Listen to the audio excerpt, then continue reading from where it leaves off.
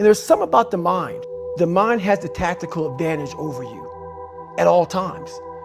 At all times of your life, the mind has a tactical advantage over you. Why is that? It knows what you're afraid of. It knows your insecurities. It knows your deep, dark lies. And it starts to push you away from that shit. It pushes you in a direction that is comfortable. The mind controls everything. So what I realized was that when I was growing up and I was 300 pounds and I got all fat and I got all insecure, I realized that my mind kept taking me in this direction. When things got uncomfortable for me, when I was facing my insecurities, I was facing my fears, my mind said, oh no, we have the tactical advantage. We need to get you, separate you from this feeling over here. Life's all about feelings. We want the happy feeling. We don't want that feeling of this sucks. Why am I here? And you don't have any, so you can't answer those questions, so you leave. I started realizing that if in that moment, you can answer those fucked up questions and you are now in charge of your brain versus your brain ruling you, that's where all that stuff comes from. So the 40% rule is all of that. You get to 40%, your brain says, we're done. Let's roll, man. This is starting to get painful. This is uncomfortable. So you sit down.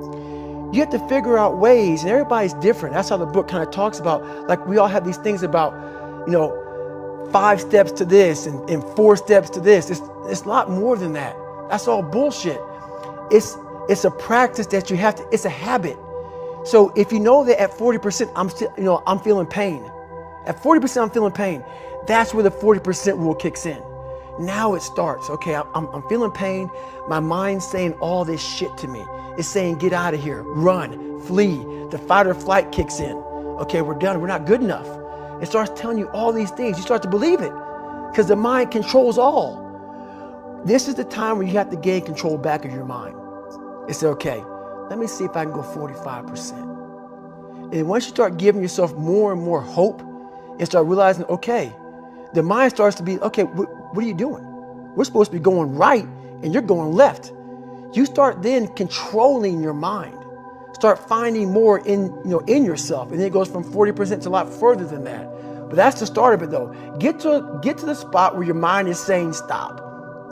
Wherever that is, you gotta get there first. And then that's when that shit starts to work for you. You gotta control yourself in that moment. That's my happiness, is my reflection on the suffering of my journey, knowing I never quit, nor was I guided by anybody on this earth. I was guided by something much more powerful, and I listened. And I chose the path of most resistance. Talent not required. I love that. You've said that you lived the life of a monk. Mm-hmm. What does that mean? What does that look like? Why do you do that? So I stretch out every day for at least 2 hours. I don't drink. I don't go out. My regimen is I wake up, have oatmeal, run, come back, hit the weights. I'm a big sports guy. I don't leave the house if at all, but do stuff like this. And I stretch out at nighttime. I find people that I trust, which is a very small group of people who are honest and true to me, people who will die for me, and I'll die for them, which is a fucking small. Sure. And everybody else, man, do you. And I stay to myself. And I let you do you. I don't judge people. I don't criticize you. You want to be a douchebag and be an ass and not love this country, do whatever you want to do. I don't care, man. I fought for this country for you to do you. And I am all about you doing you because I'm going to fucking do me. And I'm going to do me until I'm fucking dead. And I believe I earned the right. A lot of people haven't earned the right. Just because you live in this country, I mean, you earned the right. You gotta live a little bit. Live. And then have something to say or shut the fuck up. I'm okay with going on this easy highway over here. The easy highway has all these fucking signs and shit, directions, how to get somewhere. And you have to first be uncomfortable with how you feel about yourself. With that voice that a lot of us like to run away from, we all have it. We all have that voice that say, hey man, you're kind of wimping out right now. You're kind of being a little punk right now. But a lot of us say, okay, that's okay. It's okay to tell these little white lies to ourselves. So we first have to face the real you. The real me is David Goggins. The real me is a guy looking at you right now saying, I don't want to fucking be on this show right now because I used to stutter as a kid. And I'm afraid of that.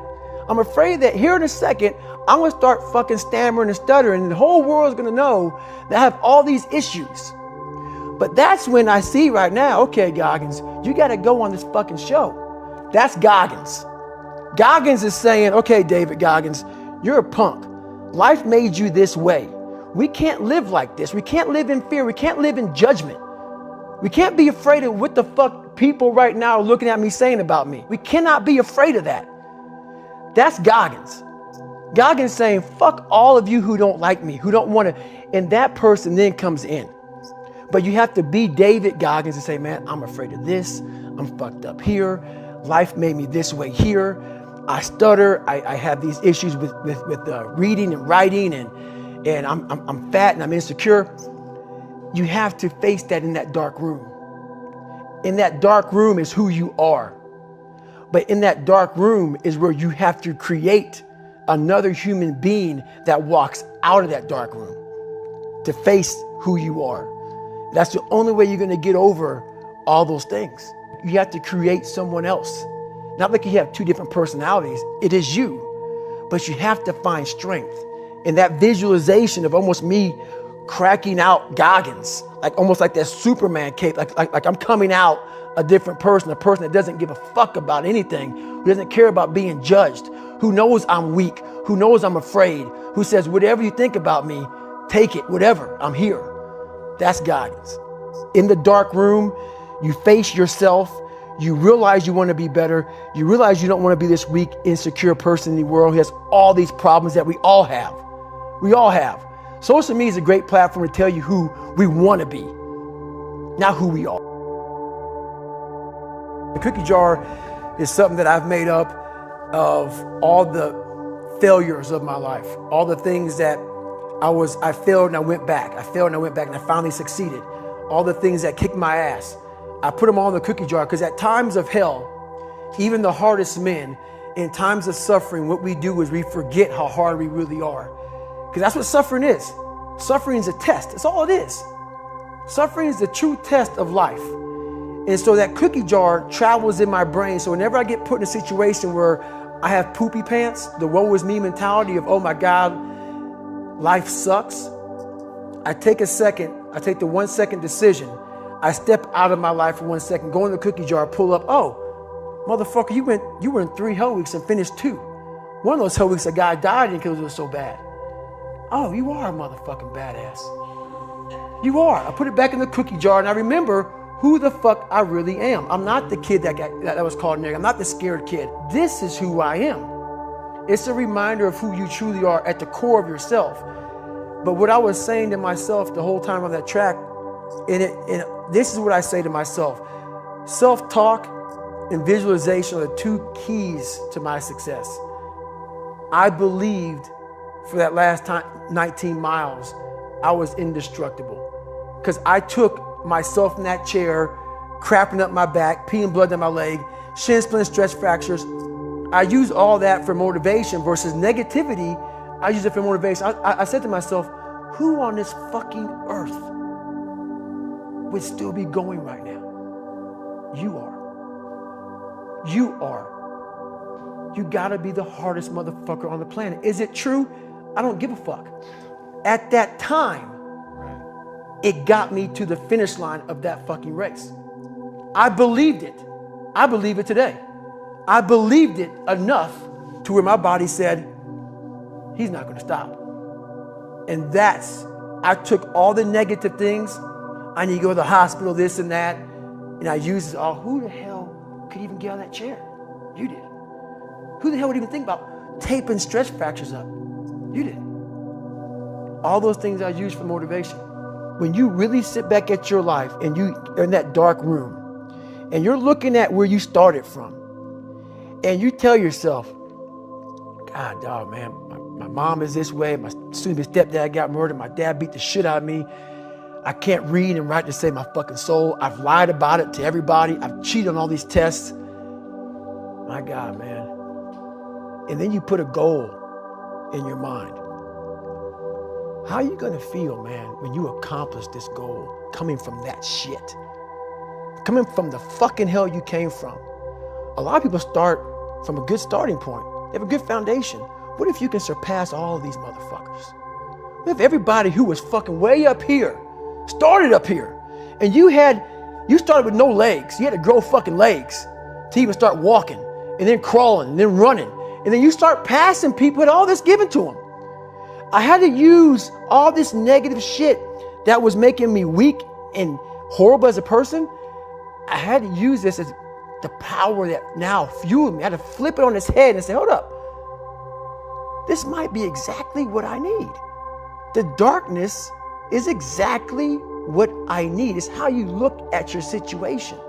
And I was looking at it all fucked up. Having lived the life I've lived and seeing the other side, not being afraid to attack what was in front of me, has made me happy. Say that again. And in fact, let me make sure I understood it. Getting to the point where you're not afraid to face the thing on the other side of the door that wants to attack you has made you happy. Right, right. It's really powerful. I hope people heard that. Right, that made me very happy. So basically, I just don't walk around with a daggone smile on my face all the damn time. So, you know, Merry Christmas. But basically what the dark side is we all have a cookie jar and we all have a jar of fuck. That's its official name. It's a jar of fuck, man, where shit just ain't going right. And in Hell Week, what they do in Hell Week, because this is where I really went to the dark side. What they do in Hell Week is they design Hell Week to find your flaws. And they do a really good job of that. It's 130 hours of continuous training. You may get 2 hours of sleep. And they beat the shit out of you and find everything wrong with your mentality. And then they start Hell Week. And that's the beauty of it.